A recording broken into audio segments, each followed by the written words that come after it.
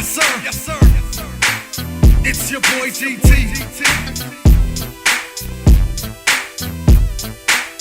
Told.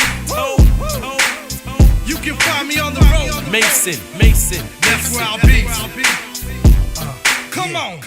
Live in the moment. Tomorrow ain't promising nothing, so I'm always on the road to. Yo, y'all already know it's DNA 17 for that NWX, the PG killer. Mr. Get him the fuck out of here. And right now I'm on the road with DT, but we ain't no undercovers though, man. NWX.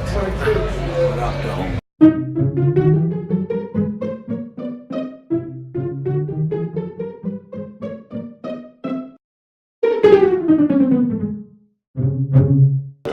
Alright, what's going on, people? It's your boy DT, and you're on the road with DT, and it's official. I got DNA. Yes, sir. DNA 17 for that NWX. What's going on, man? Now, I'm gonna be honest with you, okay? 'Cause, you know, everyone else will lie and whatever, and be like, yo, I'm a big fan of it. Okay. I barely watch battle rap. Okay, got you. But I watch you and Charlie clips all the time. Okay.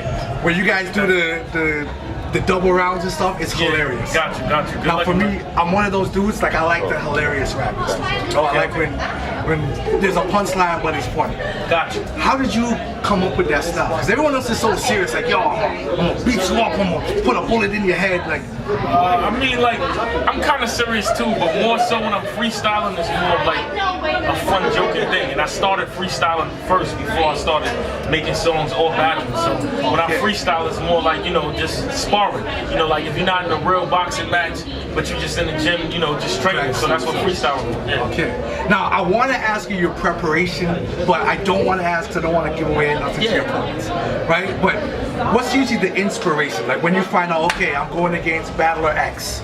Like, what's your thought process? I just really try to, you know, depict what's going on with them, see anything that, you know, that hasn't been brought to light that can make them look in a different way. I mean, that's what really a battle is. It's like a war. At the end of the day, you just want to change the perception of what people look at the person as when you get off stage. So that's the main goal. And then in the midst of that, you know, you throw the punchlines in there, you throw the jokes in there, the flows, the patterns, the wordplay. I mean, I'm saying this shit right now like it's so easy, but that's only because I'm doing it. No, but what you're saying is basically giving the, hey, 1, 2, 3, here's how I mean, that's because I've been doing this for like, on camera for like almost a decade. So now it's like, you know, I may change certain things, but I kind of got the blueprint and the gist of, you know, knowing how to battle. But really, the main goal to win a battle, let me say that, the main goal when you want to win a battle is when you change the perception of how people look at that person when they get off that stage. So basically, you change the narrative where everyone's like, okay, that's the guy, and then it's like, nah, that might not be the guy anymore. Exactly. Okay. Who was your inspiration when you started battle rap?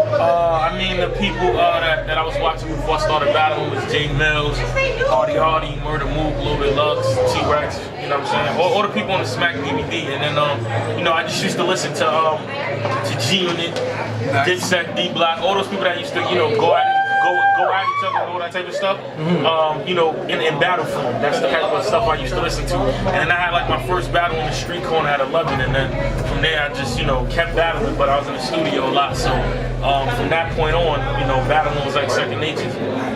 Last question for you. What inspiration, or sorry, not what inspiration, what advice would you give to any upcoming battle rappers or even just rappers in general? I mean, my advice for anybody out there is really just don't quit, because this is a business that's designed for you to quit. You know, y'all have people that question what you do, doubt what you do, be mad, hate on you because they can't do what you're doing. And you know, once you reach a certain point, then everybody just wants to see your downfall. So you kind of just have to have a strong mindset and not let people get to you.